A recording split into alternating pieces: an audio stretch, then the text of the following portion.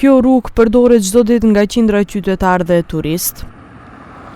Gropat e shumta dhe dëmtimet e asfaltit e bëjnë të vështirë qarkullimin normal të veturave në aksin që të çon në kanionin e Matkës, ku shoferët duhet të ulin shpejtësinë ose të anashkalojnë me kujdes gropat e asfaltit. Qytetarët të zhgënjur nga gjendja.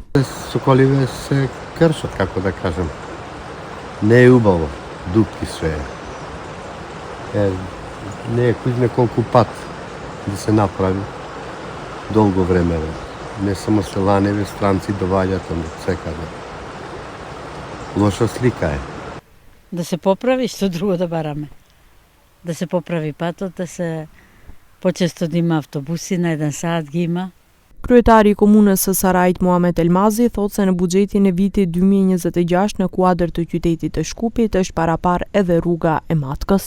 Mbledhjen e parë në kuadër të qytetit Shkupit, 10 kryetarë të qytetit Shkupit, kena bisedu gjatë lidhur me buxhetin për vitin 2026 dhe një nga projektet që parashihet në buxhetin e qytetit Shkupit për vitin 2026 është ajo rrugë kanjoni Matkës, ku Komuna e Sarajit e kemi dorëzuar si komunë projektin themelor, edhe i njëjti besoj se do të inkorporohet në kuadër të buxhetit të 2026 dhe qyteti Shkupit do e bën të njëjtin investim.